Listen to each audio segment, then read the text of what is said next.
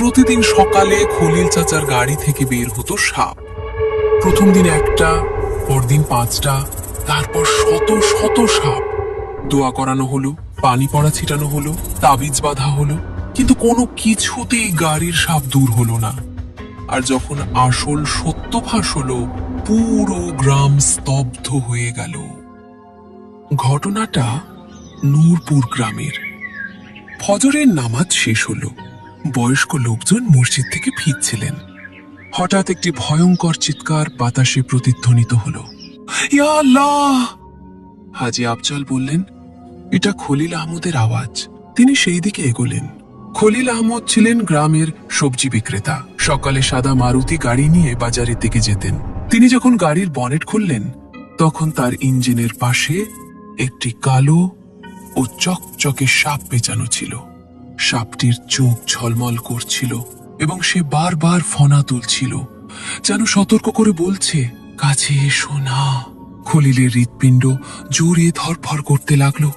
সে বলল, ইয়া আল্লাহ, কি বিপদ এটা! তার স্ত্রী জয়নব বাইরে এলেন। ভয়ে জিজ্ঞাসা করলেন, কি হয়েছে? খলিল কাঁপা কণ্ঠে বললেন, গাড়ির মধ্যে সাপ, অনেক বড় সাপ। জয়নব ভয় তার মুখে ঘোমটা টেনে ফেললেন। খলিল সাহস করে একটি লাঠি দিয়ে ইঞ্জিন থেকে সাপটিকে সরানোর চেষ্টা করল। সাপটি আক্রমণ করতে চাচ্ছিল, কিন্তু শেষমেশ সাপ নিচে নেমে ঝোপের মধ্যে অদৃশ্য হয়ে গেল। খলিল বললেন, আলহামদুলিল্লাহ, বেরিয়ে গেছে। জয়নবু জিজ্ঞেস করলেন, এটা কিভাবে হলো? খলিল বললেন, সম্ভবত জঙ্গল থেকে পথ হারিয়ে এসে পড়েছে, তবে তার মনে একরকম ভয় কাজ করছিল। জয়নবু জিজ্ঞেস করলেন, তুমি এখন বাজারে যাবে? খলিল বললেন, হ্যাঁ, যেতে তো হবেই। গাড়ি স্টার্ট হলো, কিন্তু খলিলের মন ছিল ভার। সে জানতো এটা বিচ্ছিন্ন কোনো ঘটনা না। পরদিন সকালে খলিল স্বাভাবিক সময়ের আগেই জেগে উঠলেন। জয়নব খলিলের চিন্তিত মুখ দেখে বললেন, দোয়া পড়ে যাও, আল্লাহ ভরসা। খলিল বিসমিল্লাহ বলে যখন গাড়ির দরজা খুললেন, তখন এবার চিৎকার করে উঠলেন। ড্রাইভার সিটে ছিল 5টি ছোট কালো সাপ। তারা গিয়ারে উঠে গিয়েছিল, সিটের কাছে এবং ম্যাটের উপর ছড়িয়েছিল। তাদের চোখ ছিল খলিলের দিকে এবং ফোঁস ফোঁস করছিল, যেন তারা রেগে আছে। খলিল পেছনে সরে গেল, কিন্তু চোখ সরালো না। গাড়ি থেকে শব্দ শুনে জয়নব বাইরে এলেন। খলিল বললেন, আবার এসেছে, এইবার 5টা। জয়নবের মুখ ফ্যাকাশে হয়ে গেল, চুপ করে দাঁড়িয়ে রইল। ঠিক তখন 2 প্রতিবেশী যুবক, নোমান ও জাহিদ, ওদিক দিয়ে যাচ্ছিল। তারা খলিল ও জয়নবকে উদ্বিগ্ন দেখে থামল। জাহিদ জিজ্ঞেস করল, কি হয়েছে চাচা? খলিল ইঙ্গিত করলেন, ভিতরে দেখো। 2 যুবক চমকে উঠল এবং বলল, এটা তো সিরিয়াস সমস্যা মনে হচ্ছে। নোমান একটি মোটা বাঁশ এবং জাহিদ একটি লাঠি নিল। তারা সতর্কভাবে লাঠি দিয়ে সাপগুলোকে গাড়ি থেকে বের করলো। বাঁশের গুতায় তারা বেরিয়ে গিয়ে ক্ষেতের দিকে চলে গেল। খলিল ঘামে ভিজে গেলেন, ধপাস করে মাটিতে বসে পড়লেন। নোমান বলল, এটা এখন সাধারণ ব্যাপার নয়। কাল 1টা, আজ 5টা। যদি কাকতালীয় হয়, তবে প্রতিদিন কেন? জাহিদ বলল, কোনো দুষ্টামি হতে পারে, কারো শত্রুতা আছে হয়তো। খলিল মাথা নাড়লেন। শত্রুতা থাকার কথা না, কিন্তু... জয়নব জিজ্ঞেস করলেন, কিন্তু কি? খলিল চুপ রইল, তার চোখ গাড়ি ছাদের দিকে। মুখে বলল, সবই খুব অদ্ভুত। নোমান বলল, ক্যামেরা লাগাও, দেখো কি হচ্ছে। খলিল মাথা নাড়ল, হ্যাঁ, হয়তো তাই করতে হবে। জয়নব ভিতরে গিয়ে একটি ছোট মোবাইল ক্যামেরার প্যাকেট আনলেন, যেটা তাদের ছেলে অনলাইন থেকে কিনেছিল বন্ধুদের সাথে ট্যুরে নেওয়ার জন্য। সেই সন্ধ্যায় খলিল গ্যারেজের সামনে লাগানো বাতি খুলে সেখানে ক্যামেরা বসালেন। ছাদের উচ্চতা থেকে ক্যামেরা পুরো গ্যারেজকে কভার করছিল। রাত হলো, কিন্তু রাতে ঘুম হলো না। খলিল বিছানায় শুয়ে থাকলেও তার মনে হচ্ছিল চারপাশে শুধু সাপ আর সাপ, ছোট বড় মাঝারি। জয়নব তার দিকে ফিরে হাত ধরে বললেন, ভয় পেও না, কাল দেখা যাবে। রাত কেটে গেল, কিন্তু সূর্য উঠতেই খলিলের অস্থিরতা বেড়ে গেল। মনে অশান্তি শুরু হলো। জয়নব নাস্তা বানালেন, কিন্তু খলিল শুধু চা খেয়েই উঠে গেল। তার চোখ বারবার দরজার বাইরে গ্যারেজের দিকে যাচ্ছিল, যেন সে মানসিকভাবে প্রস্তুত হচ্ছিল। তুমি আজ বাজারে যাবে? জয়নব জিজ্ঞেস করলেন। খলিল কিছুক্ষণ নীরব থাকার পর মাথা নাড়ল। আল্লাহর নাম নিয়ে সে গ্যারেজের দরজা খুলতেই তার হাত কাঁপতে লাগলো। সে বিসমিল্লাহ বলল, তারপর গাড়ির দরজা খুলল। গাড়ির ভিতরে এক অদ্ভুত নীরবতা কাজ করছে, যেন সময় থেমে গেছে।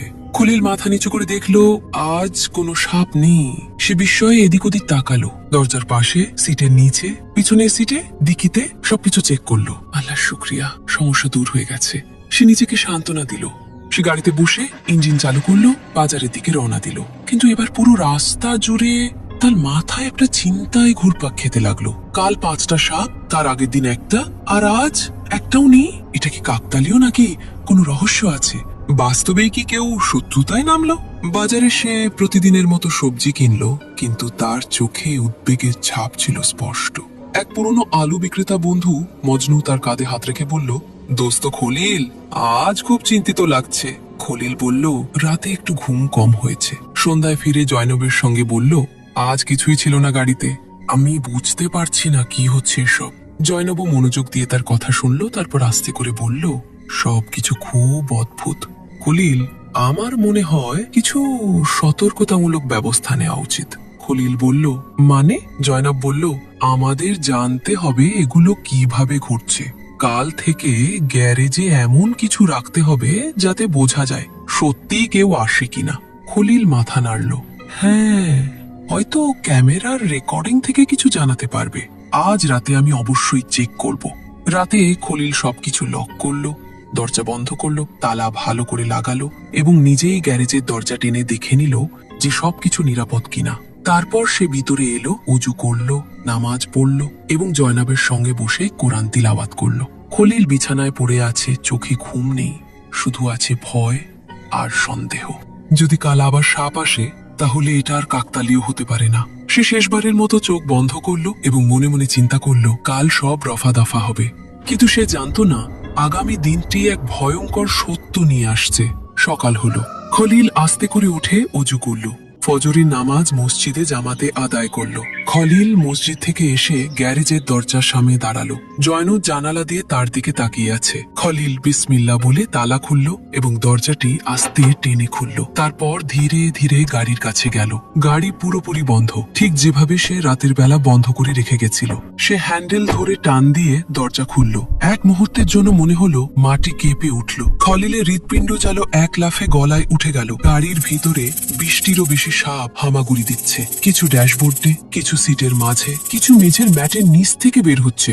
তাদের গায়ে চকচকে চামড়া, তাদের তীব্র গতিবিধি আর ফোঁস ফোঁস শব্দ খুবই ভয়ঙ্কর। খলিলের চিৎকার বেরিয়ে আস্তে আস্তে গলায় আটকে গেল। তার শরীরে আর শক্তি নেই, হয় মাথা ঘুরাচ্ছে। সে এক পা পেছনে সরে গিয়ে দেয়ালে ঠেস দিয়ে দাঁড়িয়ে কোনো মতে নিজেকে রক্ষা করলো। জয়নব দৌড়ে বেরিয়ে এলো। কি হয়েছে? তারপর খলিল কাঁপা কাঁপা আঙুলে গাড়ির দিকে ইশারা করলো। জয়নব ভিতরে উকি দিয়ে সাথে সাথেই পিছিয়ে এলো। আস্তাগফিরুল্লাহ, এটা তো মারাত্মক হয়ে যাচ্ছে। খলিল কাঁপা হাতে মোবাইল বের করলো। তাৎক্ষণিকভাবে সিসিটিভি অ্যাপ খুললো।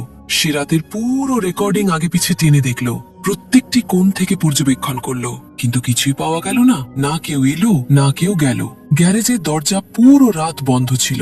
না কোনো ছায়া, না কোনো শব্দ। সাপগুলো এলো কোথা থেকে? কিভাবে?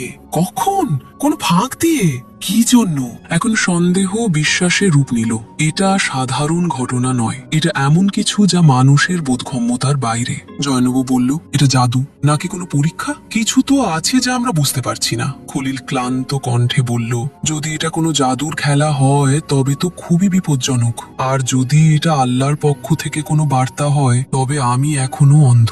সেদিন খলিল বাজারে যায়নি, দোকানও খোলেনি। দুপুরের দিকে পাড়ার কিছু লোক এসে খলিলের খোঁজ খবর নিল। তারা আবার সাপ বের করতে সাহায্য করলো। লম্বা লাঠি, বাঁশ আর জাল ব্যবহার করা হলো। খুবই কঠিন কাজ। সবাই মিলে কাজটি সম্পন্ন করলো। যখন গ্যারেজ খালি হলো তখন খলিল সেখানেই দাঁড়িয়ে গলা ফাটিয়ে আজান দিল, যেন নিজের হৃদয় থেকে অন্ধকার দূর করার চেষ্টা করছিল। সন্ধ্যার সময় সে মৌলভী আসলামের কাছে ছুটে গেল। মনে অগণিত প্রশ্ন, কিন্তু মুখে শুধু একটি বাক্য। মৌলভী আসলাম গ্রামের কোণে মসজিদের পাশে একটি ছোট হুজরায় থাকতেন। তার চেহারায় সবসময় এক ধরনের গম্ভীর শান্ত ছাপ থাকত এবং তার কণ্ঠে এমন গভীরতা ছিল যা শুনলে মানুষ থমকে যেত।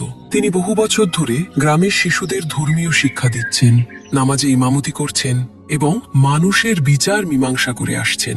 কিন্তু আজ যখন খলিল তার হুজরার সামনে খালি পায়ে নিচু মাথায় ভেজা চোখে এসে দাঁড়ালো, তখন মৌলভী সাহেব গভীর চোখে তাকিয়ে বললেন, এসো খলিল ভাই, বসো, কি বলতে চাও বলো। মৌলভী সাহেব, এসব কি হচ্ছে আমার সাথে? কে আমার সর্বনাশ করতে চায়? কি চায় আমার কাছে? আমি খুবই অস্থির, হৃদয় ভার হয়ে আছে, নিঃশ্বাস বন্ধ হয়ে আসে। এই সাপ, তাদের আসার কারণ বুঝে উঠতে পারছি না। মৌলভী সাহেব নরম স্বরে জিজ্ঞেস করলেন, প্রথম কখন এসেছিল? খলিল ধারাবাহিকভাবে সব ঘটনার বর্ণনা দিল। রাতের ক্যামেরা, দরজা বন্ধ থাকা সত্ত্বেও সাপদের ঢুকে পড়া এবং তারপর হঠাৎ তাদের অদৃশ্য হয়ে যাওয়া, প্রতিবার ভয় আরো তীব্র হওয়া, মন অস্থির হয়ে ওঠা এবং এখন ব্যবসায় পর্যন্ত যাবার সাহস করতে না পারা।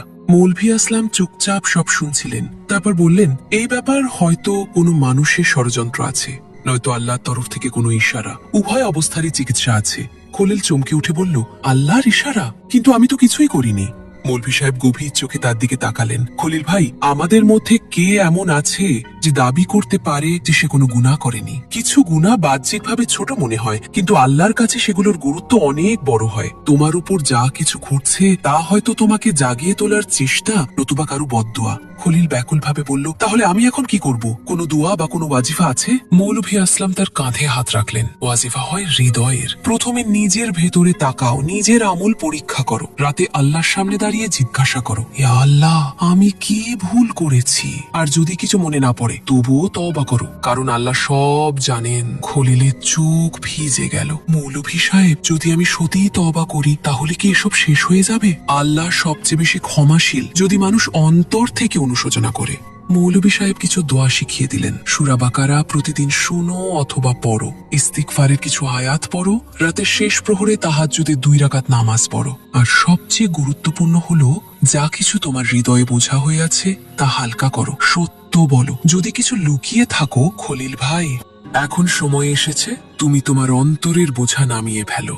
আমাকে স্পষ্ট করে বলো, ব্যাপারটা কি? খলিল ধীরে ধীরে মাথা তুলল, কিন্তু চোখ তুলে তাকাতে পারল না। মৌলভী সাহেব, আমি সে থেমে গেল। মৌলভী সাহেব চুপচাপ তার পাশে বসে বললেন, খলিল, যা কিছু তোমার অন্তরে আছে আল্লাহ জানেন, আমি নই। নিজেকে সত্য বলো। কিছু মুহূর্তের নীরবতার পর খলিলের আওয়াজ বের হলো, খুব আস্তে কিন্তু কাঁপা স্বরে বলল, এই গাড়ি যেটা আমি কিনেছি বলে সব জায়গায় প্রচার করেছি, এটা আসলে আমার না। মৌলভী সাহেব বিস্ময়ে তার দিকে তাকালেন। তবে কার? এটা ফারুক ভাইয়ের। তিনি শহরে থাকেন। আমি 6 মাস আগে তার কাছ থেকে এটি ভাড়ায় নিয়েছিলাম। 2 মাসের ভাড়া দিয়েছি, তারপর আর্থিক অবস্থা খারাপ হয়ে গেল। এরপর তিনি বারবার গাড়ি ফেরত চাইতে এসেছেন, কিন্তু আমি প্রতিবারই তাকে এড়িয়ে গেছি। খলিলের কণ্ঠে এখন লজ্জা স্পষ্ট ধরা পড়ছে। মৌলভী সাহেব জিজ্ঞাসু দৃষ্টিতে তার দিকে তাকালেন। শুধু এড়িয়ে গিয়েছিলে? খলিলের চোখ ভিজে গেল। না, একদিন আমি মহল্লার কয়েকটা ছেলেকে বলেছিলাম, যখন উনি আসবেন তখন তাকে চোর বলবে, যেন পুরো মহল্লা তাকে চোর বলে। একথা বলতে বলতে খলিল ফুঁপিয়ে কেঁদে ফেলল। মৌলভী আসলামের নিঃশ্বাস থেমে গেল, কিন্তু তার মুখে রাগের বদলে দেখা দিল দুঃখ। খলিল, তুমি একজন মুসলমান ভাইকে চোর বলে তাড়িয়ে দিয়েছ শুধু এই কারণে যে তুমি তার জিনিসটা ফেরত দিতে চাওনি। আমি ভুল করেছি, অনেক বড় ভুল। কিন্তু তখন আমি শুধু নিজের লাভ দেখেছিলাম, বিবেকের কণ্ঠ চেপে ধরেছিলাম। যতবার উনি এসেছেন আমি মিথ্যে বলেছি। কখনো বলেছি গাড়ি নষ্ট, কখনো বলেছি এটা এখন আমার নামে। আর শেষবার যখন উনি এলেন, তখন মহল্লার কিছু ছেলে তাকে ধাক্কা দিয়ে তাড়িয়ে দিয়েছে। মৌলভী আসলাম মাথা নিচু করে ফেললেন। এসব করার সময় আল্লাহকে ভয় পেলে না? খলিল কাঁদতে কাঁদতে বলল, মৌলভী সাহেব, এখন প্রতি রাতে আমার চোখে শুধু তার চেহারাই ভাসে, তার চোখে সেই অসহায় দৃষ্টি। আর এখন এই সাপগুলো মনে হয় যেন তারই বদদোয়ায় আমার পিছনে লেগে আছে, নাকি আল্লাহর গজব। মৌলভী সাহেব তাকে সান্ত্বনা দিয়ে বললেন, এটা আল্লাহর গজব না, বরং তার দয়া যে তিনি তোমাকে ফেরার সুযোগ দিচ্ছেন। খলিল ভেজা চোখে বলল, আমি সব কিছু ফেরত দিতে চাই, গাড়িটাও, সম্মানটাও, ক্ষমাও চাইব। মৌলভী সাহেব সম্মতিসূচকভাবে মাথা নাড়লেন। আগামীকাল সকালেই আমরা শহরে যাব ফারুকের কাছে। সেই রাতে খলিল তাহাজ্জুদের নামাজ আদায় পড়ল। সে সেজদায় গিয়ে অনেকক্ষণ ফুপিয়ে ফুপিয়ে কাঁদল। ইয়া রব, যা করেছি তা ছিল জুলুম, তুমি সাক্ষী আছো। আমি এখন তোমার দরজায় এসেছি। মৌলভী আসলাম ফজরের পরপরই খলিলের ঘরে এলেন। জয়নব তাদেরকে হাসি মুখে বিদায় জানালেন। খলিল গাড়ি নাইনি, বরং পায়ে হেঁটে বাস স্টপের দিকে রওনা দিল। তার মনে হয়েছে এটাই তার কাফফারার প্রথম ধাপ হওয়া উচিত। শহর কাছেই ছিল। তারা বাসে উঠে শহরের দিকে রওনা হলো। তার চোখে বারবার ভেসে উঠছিল ফারুকের মুখ। মৌলভী আসলাম চুপ ছিলেন। শেষমেশ তারা শহরে পৌঁছল। ফারুকের বাড়ি ছিল মহল্লার শেষ প্রান্তে। খলিলের হৃৎপিণ্ড জোরে ধরফর করতে লাগলো। তার পা যেন থেমে যাচ্ছিল। কিন্তু মৌলভী আসলাম তার কাঁধে হাত রাখলেন। এখন থেমে গেলে চলবে না। তারা পায়ে হেঁটে ফারুকের বাড়িতে পৌঁছে গেল। খলিল দ্বিধাভরে দরজায় নক করল। কয়েক মুহূর্তের মধ্যেই দরজা খুলল আর সামনে সেই পরিচিত মুখ দেখতে পেল। ফারুক, সাদা পাঞ্জাবি, মুখে হালকা দাড়ি, চেহারায় চিন্তা ও বিস্ময়ের মিশ্র অভিব্যক্তি। খলিল ভাই? খলিলের কণ্ঠ কাঁপতে শুরু করলো, চোখ ভিজে উঠল। ফারুক ভাই বলেই সে পকেট থেকে গাড়ির চাবি বের করলো এবং 2 হাত দিয়ে ফারুকের সামনে রাখলো। এটা আপনার। আমি অনেক জুলুম করেছি, অনেক মিথ্যা বলেছি, আর সবচেয়ে বড় জুলুম এটাই করেছি যে আমি আপনার বেজ্জতি করেছি। আমি অন্তর থেকে ক্ষমা চাই। ফারুক কিছুক্ষণ চুপ করে খলিলের দিকে তাকিয়ে রইলেন। তারপর আস্তে করে বললেন, আপনি এই পর্যন্ত আসতে অনেক সাহস করেছেন। খলিল মাথা নিচু করে বলল, সবকিছু আল্লাহই করিয়েছেন। আমার হাতে থাকলে আমি হয়তো কখনোই আসতাম না, কিন্তু আল্লাহ আমার অন্তরের পর্দা ছিঁড়ে ফেলেছেন এবং আমাকে আমার বাস্তবতা দেখিয়ে দিয়েছেন। মৌলভী আসলাম নীরবতা ভেঙে বললেন, ফারুক ভাই, মানুষ সেই যে অন্যকে ক্ষমা করতে জানে। খলিল ভুল করেছে, কিন্তু আজ সে তওবা করছে। আপনি যদি তাকে ক্ষমা করে দেন তবে হয়তো আল্লাহও আমাদের সবার উপর রহম করবেন। ফারুক গভীর নিঃশ্বাস নিয়ে চাবি তুলে নিলেন এবং খলিলকে বুকে জড়িয়ে ধরলেন। আমি আপনাকে ক্ষমা করেছি, কারণ আমি জানি ক্ষমা করা মানুষকে আল্লাহর কাছাকাছি নিয়ে যায়। খলিল ফুপিয়ে কেঁদে ফেলল। তার চোখের পানি ফারুকের কাঁধে পড়ল। আজ প্রথমবার সে নিজের নফসের উপর বিজয় অনুভব করছে। ফারুক বললেন, আপনারা ঘরে এসে বসুন। তারা একসঙ্গে বসল। চা এলো। মৌলভী আসলাম সূরা নূরের আয়াত পড়ে শোনালেন, যেখানে ক্ষমা ও তওবার ফজিলত বর্ণিত ছিল। ফারুক বললেন, আল্লাহ আপনাকে জাগিয়ে তুলেছেন। এটা তার রহমত। সাপ তো কেবল এক উছিলা মাত্র। বাস্তবতা এটা ছিল যে আপনার ভেতরে সত্য মারা যাচ্ছিল, এখন তা জেগে উঠেছে। খলিল হ্যাঁ সূচক মাথা নাড়ল। এখন আমি পরিবর্তিত না হয়ে ফিরব না। মৌলভী আসলাম হাসলেন। যদি নিয়ত পরিষ্কার হয় তবে আল্লাহ পথ সহজ করে দেন। ফারুক বললেন, আমি আগামীকাল গিয়ে গাড়ি নিয়ে আসব। যখন তারা ফেরার জন্য রওনা হলো তখন খলিলের মুখে সেই বোঝা আর নেই যেটা এতদিন তার সাথে ছায়ার মতো লেগেছিল। ফেরার পথ ছিল অল্প, কিন্তু খলিলের মনে যেন অদ্ভুত প্রশান্তি ও প্রশস্ততা ছেয়ে গেছে। মৌলভী আসলামের সঙ্গে যখন সে নূরপুর ফিরল তখন দুপুর পেরিয়ে গিয়েছে। বাড়ি পৌঁছতেই জয়নব দরজা খুললেন। তার মুখে তখন উদ্বেগ, অপেক্ষা এবং চিন্তার ছাপ। কিন্তু যখন তার চোখ পড়ল খলিলের মুখের দিকে, সে থমকে গেল। তার চোখে সেই শান্তি যেটা একজন ধার্মিক সচ্চরিত্র বান্দার চোখে থাকে, যেন সে ভেতর থেকে ভেঙে গিয়ে আবার পূর্ণ হয়ে উঠেছে। সব ঠিক হয়ে গেছে? জয়নব আস্তে করে জিজ্ঞেস করলেন। খলিল হ্যাঁ সূচকভাবে মাথা নাড়ল। ক্ষমা পেয়েছি, ফারুক ভাই সবকিছু মাফ করে দিয়েছেন। জয়নবের চোখে জল এসে গেল। সে হাত তুলে আকাশের দিকে তাকালো। ইয়া আল্লাহ, তোমার শুকর। মৌলভী আসলাম বললেন, এখন পরবর্তী ধাপ হলো তোমার নিজের গ্রামের জন্য। সত্য বলা শুধু নিজের জন্য নয়, বরং সবার ঘুম ভাঙানোর জন্য। সেই সন্ধ্যায় খলিল ঘোষণা করলো যে মাগরিবের পর সে মসজিদে সবাইকে কিছু বলতে চায়। মসজিদে এমন ভিড় আগে কখনো দেখা যায়নি। মাগরিবের নামাজের পর মৌলভী আসলাম কিছু পরিচিতিমূলক কথা বললেন। তারপর খলিলকে মাইক দিলেন। খলিল বলতে শুরু করলো, আমার ভাইয়েরা, আমার শ্রদ্ধেয় মুরব্বীরা, আজ আমি আপনাদের সামনে শুধু ক্ষমা চাওয়ার জন্য এসেছি। আমি একটি বড় ভুল করেছি। আমি একজন ভাইয়ের আমানত নিজের কাছে রেখে দিয়েছিলাম, মিথ্যে বলেছিলাম এবং তার সম্মানের উপর আঘাত করেছিলাম। আর যখন আল্লাহর আযাব আমার গ্যারেজে সাপের আকারে নেমে এলো, তখনও আমি ভয় পেয়েছিলাম, কিন্তু সংশোধন হয়নি। মসজিদে নিস্তব্ধতা নেমে এলো। কিন্তু যখন মৌলভী সাহেব আমাকে বললেন আল্লাহর দরজা খোলা, তখন আমি সাহস করে ক্ষমা চাইলাম, গাড়ি ফিরিয়ে দিলাম। আর আজ আমি আপনাদের সামনে এক গুনাহগার, এক তওবাকারী, এক নতুন খলিল হয়ে বসে আছি। পরের দিন সকালে ফারুক এসে তার গাড়ি নিয়ে গেলেন। খলিল ও জয়নব দাঁড়িয়ে তাকে বিদায় জানালো। খলিল এখন নিজেকে অনেক হালকা অনুভব করছে। দিন পাল্টে গেল। নূরপুর গ্রাম একসময় মিথ্যা, ষড়যন্ত্র ও স্বার্থপরতার কুয়াশায় আচ্ছন্ন ছিল। এখন তওবা, সততা এবং সত্যের সৌরভে ভরে উঠেছে। যেই গ্যারেজ একসময় সাপের আস্তানা ছিল, সেটা এখন পরিষ্কার পরিচ্ছন্ন। একদিন সকালে নাস্তার সময় জয়নব বলল, খলিল, তুমি অনেক বদলে গেছো। খলিল মুচকি হেসে বলল, আমি বদলাইনি, আল্লাহ আমার চোখ খুলে দিয়েছেন। যা আমি দেখতে অস্বীকার করছিলাম তা সাপ এসে দেখিয়ে দিল। জয়নবও চুপ থাকলো। তারপর আস্তে করে বলল, মাঝে মাঝে মনে হয় ওই সাপগুলো আমাদের শত্রু ছিল না, তারা আমাদের জন্য বার্তা নিয়ে এসেছিল। খলিল মাথা নাড়ল। হ্যাঁ, তারা ছিল এক পরীক্ষা, আর আল্লাহর পরীক্ষা কখনোই বৃথা যায় না। তারা না এলে আমার অহংকার কখনো ভাঙতো না, আর আমি হয়তো কখনোই বুঝতে পারতাম না এই দুনিয়ার সবচেয়ে দামি জিনিস সম্মান নয়, সত্য।